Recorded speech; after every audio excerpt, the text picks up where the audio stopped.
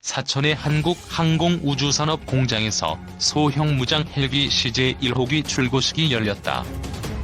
이날 첫 선을 보인 LAH는 오는 2023년부터 육군의 500MD와 BU 152S5, AH-1S 등을 대체하는 주력 무장 헬기로 대량 배치될 예정인데, 한국은 최신 기술로 무장한 신형 공격 헬기를 개발했다며 들뜬 분위기였지만, 출고 소식을 접한 해외 누리꾼, 특히 중국 누리꾼들은 박장대소를 금치 못했다.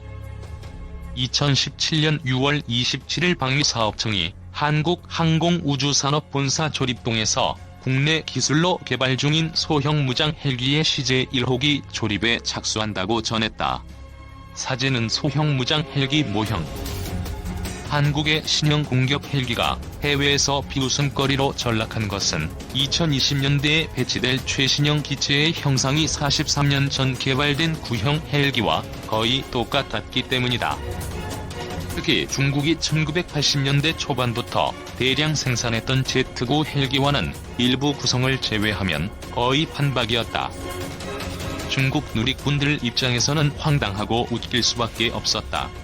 자신들이 거의 40년 전 라이선스 생산했던 기체와 거의 똑같은 기체를 한국이 2020년대에 대량 배치할 최신형 기체랍시고 내놓았기 때문이었다.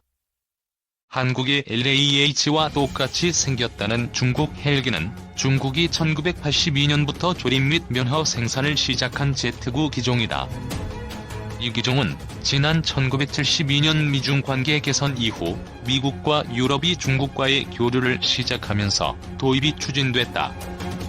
당시 중국군의 주요 군사장비는 대부분 소련제였으나 소련과의 관계 악화로 인해 소련제 신형 헬기의 도입이 어려워지면서 중국은 미국제 헬기와 유럽제 헬기의 면허 생산을 추진했다.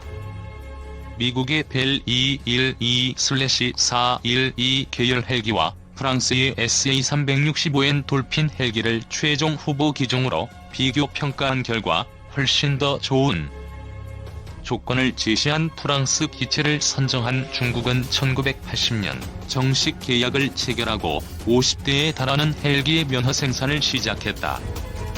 총 6단계로 이루어진 면허 생산 사업을 추진한 결과 중국은 1982년 2월 1호기를 출고하고 이 헬기의 이름을 Z9로 명명했다.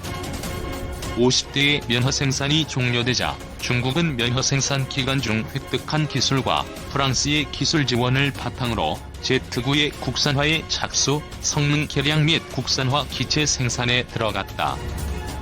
1992년부터 72% 이상의 국산화를 달성한 Z9B가 생산됐고 1994년엔 해상작전형 Z9C가 등장했다. 1999년 수출형인 Z9E형이 생산되기 시작했고 2001년에는 무장경찰부대용 Z9F가 생산됐다. 단순 개조에 불과했던 여러 바리에이션 가운데 가장 독특한 기종은 무장형인 Z9G였다. 1980년대는 소형 헬기에 대전차 미사일을 탑재한 경공격 헬기가 유행처럼 번지던 시기였는데 중국 역시 서방 측의 경공격 헬기 개념을 모방한 Z9G를 개발한 것이었다. 1987년부터 약 80여 대가 생산된 Z9G는 기수 하단에 전방적 외선 감시 장치와 사격 통제 장치가 설치되었으며 기체 좌우측의 무장 설치를 위한 스터브윙이 추가되었다. 이 스터브윙에는 23mm 기관포 또는 12.7mm 기관총 포드, 57mm 로켓 포드 등의 무장이 장착되었으며 사거리 4km의 HJA 대전차 미사일 최대 8발이 탑재됐다. Z9G는 중국군 최초의 공격 헬기로 상당한 기대를 모았으나 시행착오도 많았다. 스터브윙에 장착된 미사일이 발사될 때 발사 화염이 기체에 손상을 입히거나 조준 장비로 표적을 주시하고 있는 건어의 시력을 일시적으로 잃게 만드는 등 문제가 속출했던 것이다. 중국 기술진은 스터브윙의 형상을 조정하고 조준 장치의 위치를 바꿔 이러한 문제를 해결했고 곧 양산형이 등장했다. 중국은 약 80여 대의 Z9G를 생산해 베이징 군고를 중심으로 부대 배치를 시작했는데 오래 지나지 않아 이 기체의 문제점을 인식하기 시작했다. 기체가 너무 작고 엔진 출력이 빈약해 다량의 무장을 장착하고 임무를 수행하기에는 제한 사항이 너무도 많았던 것이다. 당시 제트구지에는 710샤프트 마력 엔진 2기가 장착됐는데 4톤 조금 넘는 이륙 중량을 가진 헬기에 대전차 미사일을 장착하면 몇 발 싣지도 못하고 최대 이륙 중량에 도달해 항속 거리와 채공 시간이 40% 가까이 감소했다. 여유 출력이 없다 보니 기체 자체의 기동성도 크게 저하되어 가뚝이나 조종 반응성이 좋지 않은 기체의 민첩성이 더욱 떨어졌다. 더 큰 문제는 탑재 무장이 반자동시 선유도 방식의 HJA 대전차 미사일이었다는 점이다. 이 유도 방식은 미사일 후미에 달린 가느다란 와이어를 통해 발사 헬기가 미사일을 직접 조종하는 유선유도 방식이다. 다만 사수가 조이스틱을 이용해 조종하던 이전 세대 방식과는 달리 조준경으로 표적을 조준하고 있으면 미사일이 알아서 유도되는 방식이다. HJA 대전차 미사일의 최대 사거리는 4km 정도, 비행속도는 220m/s 수준이었다. 즉, 발사 후 표적에 명중할 때까지 헬기는 어디로 이동하지도 못하고 멈춰서 18초 이상을 떠 있어야 한다는 의미다. 적전차가 대공기관총을 발사하거나 휴대용 지대공 미사일을 발사하면 꼼짝없이 당할 수밖에 없다. 적의 반격을 인지했을 때 미사일 유도를 포기하고 도주하려고 해도 문제다. 기체가 너무 둔중하기 때문에 기동성과 민첩성이 크게 떨어지기 때문이다. 사실 1980년대 가성비 좋다고 앞을 다투어 소형 무장 헬기를 도입했던 유럽 국가들이 1990년대 들어 빠르게 전용 공격 헬기로 갈아탄 이유가 바로 이 때문이다.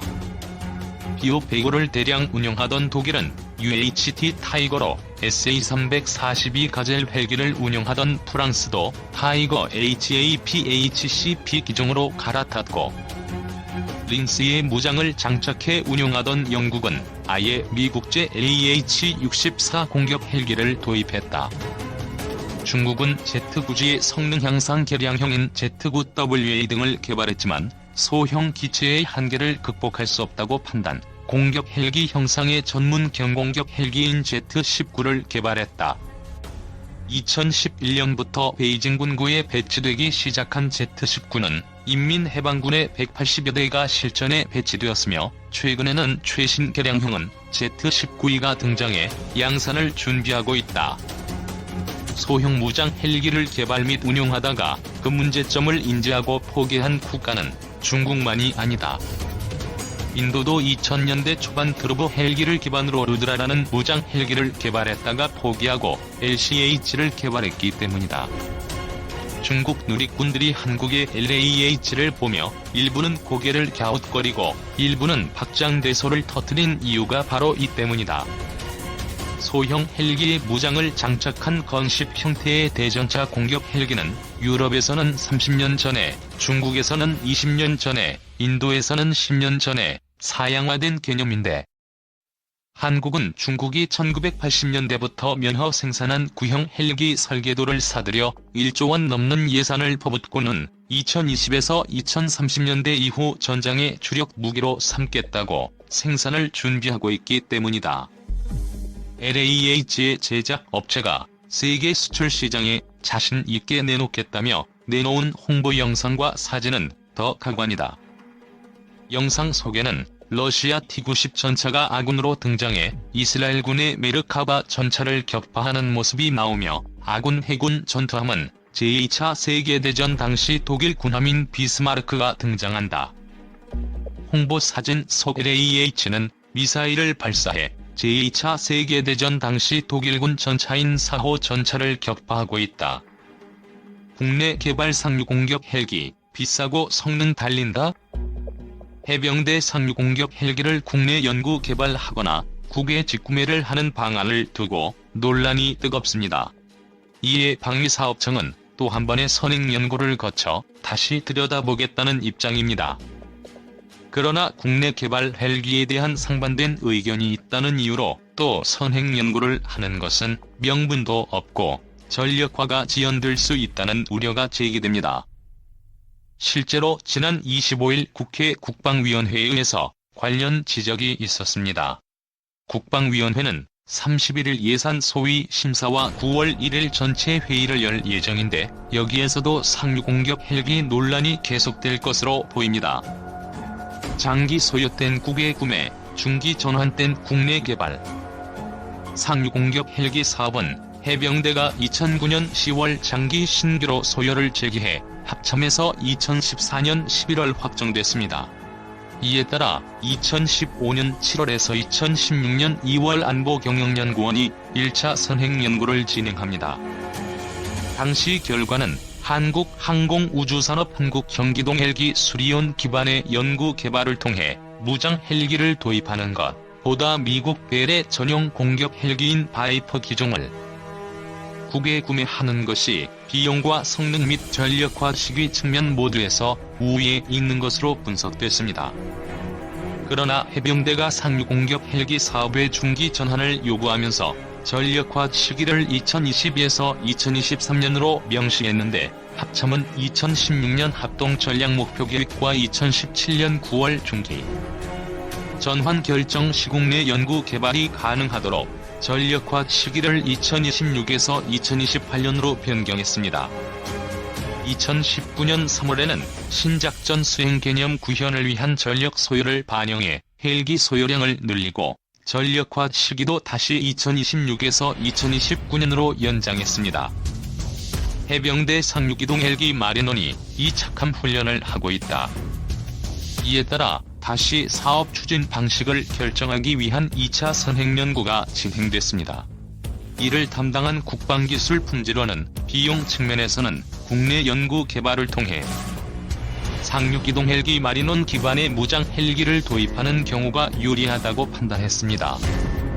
그러나 성능 측면에서는 미국 바이퍼와 아파치 등의 공격 헬기가 더 우수하지만 국내 연구 개발 방안도 군의 요구 성능을 충족한다며 국내 연구 개발에 손을 들었습니다.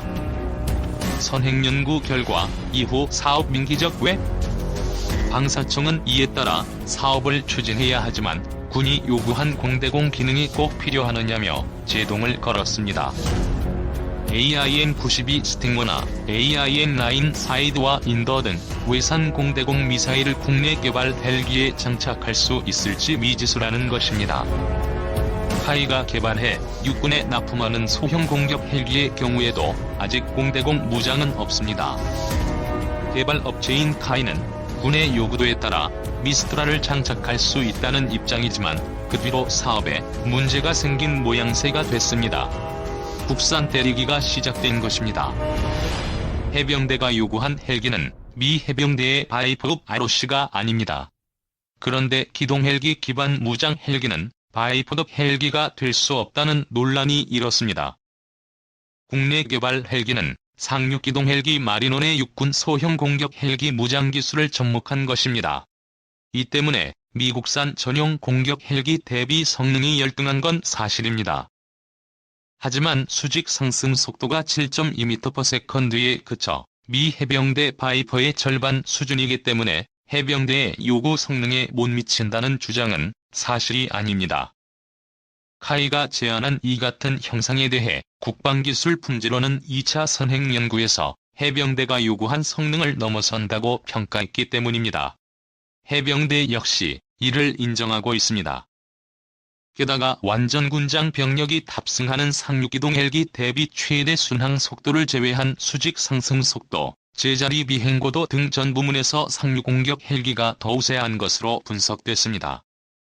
상륙작전 시 엄호 대상인 상륙기동 헬기보다 더 느리다는 주장 역시 사실이 아니라는 얘기입니다. 이와 함께 국내 개발 헬기는 공격 헬기가 아닌 무장 헬기이기 때문에 부적절하다는 지적도 있습니다.